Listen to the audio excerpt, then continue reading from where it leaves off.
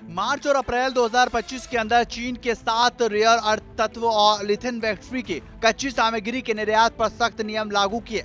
अब वैश्विक कंपनियों ने इन सामग्री को निर्यात करने से पहले चीन के वाणिज्य मंत्रालय से विशेष लाइसेंस लेना होगा। ये नियम न केवल लिथियम बैटरियों के लिए आवश्यक सामग्री पर लागू होते हैं, बल्कि सुपर हार्ड मटेरियल, टाइटेनियम और अर्धचालक के घटों सहित अन्य कई उच्च तकनीकी वस्तुओं पर भी लागू होते हैं। चीन विश्व की लगभग 70% रेयर अर्थ खनन क्षमता और 90% प्रसंस्करण करता है, जिससे इसका वैश्विक टेक्नोलॉजी बाजार पर काफी प्रभुत्व है। इस नीति से वैश्विक सप्लाई चेन काफी प्रभावित हो रही, कंपनियों को नए आपूर्तिकर्ताओं की तलाश करनी पड़ रही है।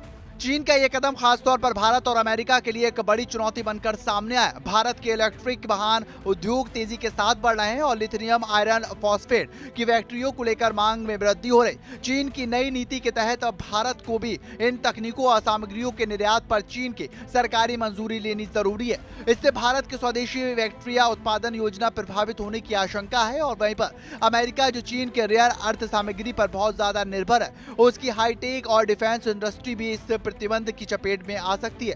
विशेषज्ञों के मुताबिक चीन इस रणनीति से वैश्विक बाजार में अपनी स्थिति और भी मजबूत करना चाहता है और तकनीकी प्रतिस्पर्धा के अंदर बढ़त लेना चाहता है। भारत ने चीन के इस निर्णय का प्रभाव गंभीरता से लेते हुए अपनी रणनीति तैयार कर ली है और सरकार ने मेक इन इंडिया पहल को और भी ज्यादा मजबूत करते हुए घरेलू तकनीक विकास और लिथियम बैटरिया के उत्पादन पर केंद्रित कदम उठाए।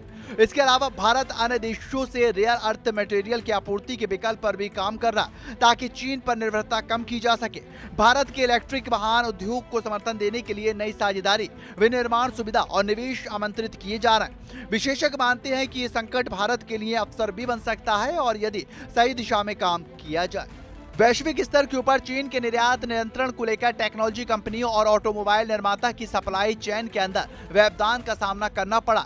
कई कंपनियां अब अपनी रणनीतियों को बदल रही हैं और अन्य विदेशों के कच्चे माल की खरीद बढ़ रही है। जापान, दक्षिण कोरिया, अमेरिका सहित अन्य देशों के अंदर निवेश और उत्पादन बढ़ रहा है। चीन के इस कदम को व्यापक रूप से एक रणनीतिक वैश्विक खेल माना जा रहा, जो व्यापार, युद्ध और तकनीकी प्रतिस्पर्धा का हिस्सा है। इस स्थिति के अंदर वैश्विक अर्थव्यवस्था में अनिश्चितता बढ़ी है और आने वाले वर्षों के अंदर इस परिक्षेत्र के अंदर परिवर्तन देखने को मिल सकते हैं। चीन ने सुपर हार्ड लिथियम बैटरी और रेयर अर्थ मटेरियल के निर्यात पर कड़ी नियंत्रण लागू कर दिया है। ऐसे में वैश्विक टेक्नोलॉजी सप्लाई चेन में बड़ा बदलाव देखा गया है। इस फैसले के पीछे चीन की राष्ट्रीय सुरक्षा, वैश्विक तकनीकी प्रतिस्पर्धा और अमेरिका चीन व्यापार वार्ता की स्थिति है। भारत समेत कई देश इस फैसले से प्रभावित हैं और अपनी स्वदेशी तकनीकी उत्पाद को बढ़ावा दे रहे हैं।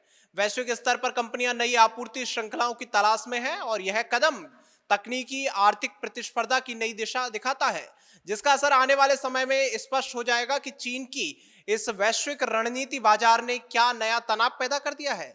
कैमरामैन उज्जवल के साथ मैं आशुतोष शर्मा, टीवी 100 नोएडा।